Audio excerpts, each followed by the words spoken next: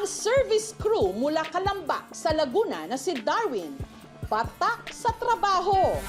Ang kanyang pangangatawan, borta. Pag po wala pong pasok, nagbabarbles po ako. Pagka-uwi ng kanilang bahay, ang kanya namang binubuhat, mga storage box na ito, maingat niya itong ibinababa. Ang laman kasi, kanya raw, prized possessions. Ang kanyang koleksyon ng daan-daang manika.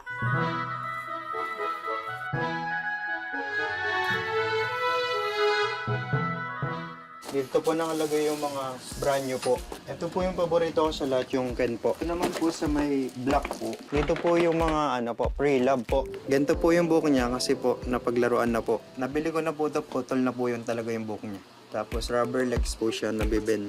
Yan. Dito po yung mga vintage Barbie po. May mga rare po, ganun po.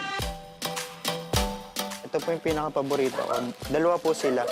Mga top model po sila. Si si Maki. Meron din po akong mga kumpare, nabibigla po sila na, oh, bakit ganyan yung collection mo? Hindi ba parang yan, pambabayan? Bortang Barbie collector yarn? Ang doll collection ni Darwin umabot na ngayon ng 600 piraso.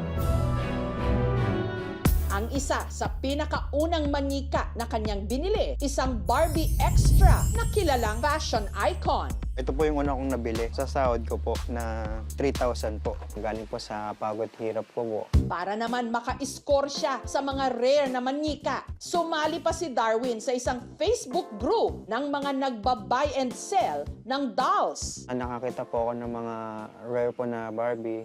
In-order ko po, kahit mahal po. Isa sa mga nabili niya, ang vintage doll na si Midge. Best friend ni Barbie noong inilaunch ito ng Mattel taong 1963. Pero dahil wala raw itong mga damit nung nabili ni Darwin, naghanap pa siya ng mga maisusuot ni Midge online. Nabili ko lang din po ng tingi-tingi, saka yung sapatos niya po.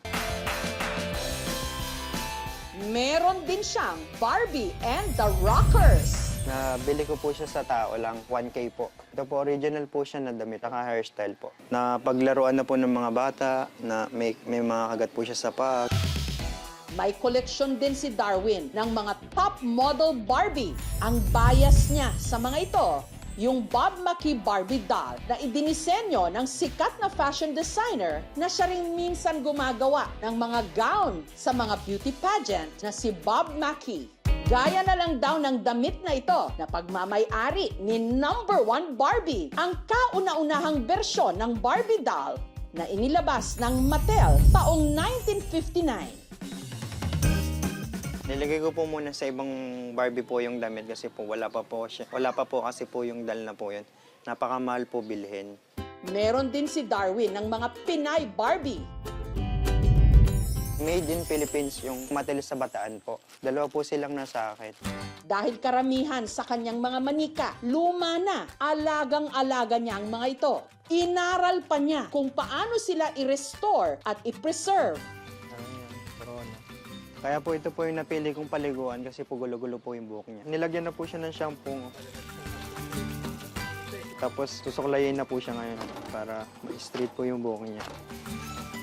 Babanlawan po siya, tapos lalagyan na po siya ng conditioner. Hindi ko na po mapaliguan po lahat kasi po magastos po ang pagpapaligo ng manika. At saka ibinababad sa mainit na tubig para bumalik sa pagiging straight ang buhok.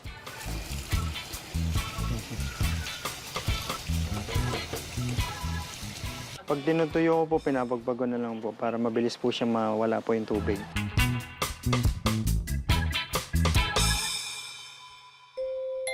Pagka-stress po ako, tinatabi ko po siya sa higaan po. Sinisigurado ko po na hindi po siya madadaganan.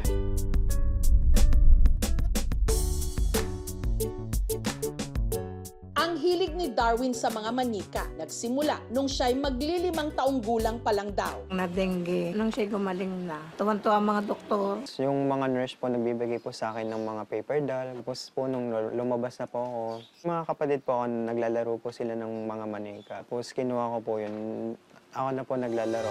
Alam ni Darwin na dahil sa kanyang doll collection, may mga napapataas ang kilay. Baka isipin po nila na bakla, ganun po.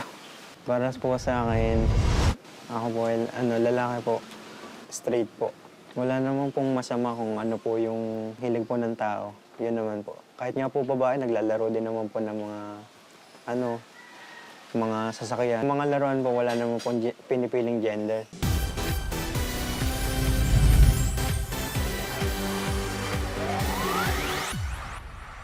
Ang hilig niyang ito, kailanman, hindi raw naging problema sa kanyang mga magulang. Katunayan, ang pinakauna niyang manika, pasalubong sa kanya ng kanyang tatay Frisco. Ang trabaho ko po kasi ng tatay ko yung nag-aano po sa mga garbage, tapos nakakapulot po siya ng mga manika po doon. Binibigay po sa akin. Kaya nung nagkatrabaho at kumita na siya ng sariling pera, binalikan ni Darwin ang hilig niya sa pangongolekta ng mga manika. Nahumaling po ulit ako sa mga manika po. Parang naalala ko po yung nung may manika po ako dati, nung bata po ako. Nagde-designate ang society natin kung ano ba nga ang babae tsaka lalaki, no, social roles nila sa lipunan. Mamak, tawaging feminine, at gagawin pang insult ang term na pagiging gay. Possible na isa siyang form of self-expression, pero may isang aspect din kasi sa collection. Nakikita nila yung value as a vintage or item na mataas yung price kung ibebenta nila. Pero higit sa mga manika, ang pinakamahalaga raw ngayon para sa kanya, ang maalagaan at mapalaki ng maayos ang kanyang uniko iho na si Lincoln, anak niya sa pagkabinata. Mahal na mahal ko na po yung batang yan. Higit pa po sa buhay ko. Pangarap ko din po na maayos din po silang paglagyan po. Makakikita po sila pag naka-display na po sila. Habang abala sa shoot si Darwin, may inihanda kaming sorpresa para sa kanya. Nag-install ang aming team ng estante kung saan niya pwedeng i-display ang ilan sa kanyang koleksyon.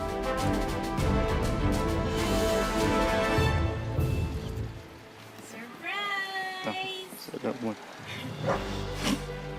Nagulat kayo, sir? Opo, nagulat po ako. Maganda po. Hindi ko po inasan na may gantong sorpresa po. Salamat po din eh. Masaya po. Hindi ko na po ipa-plastic. Ang mga manika ni Darwin, hindi lang basta koleksyon ng mga laruan, kundi kwento rin ng kanyang pagsusumikap at pagtanggap. At sa Barbie world na kanyang binuo, doon siya mas malaya sa mga panghuhusga.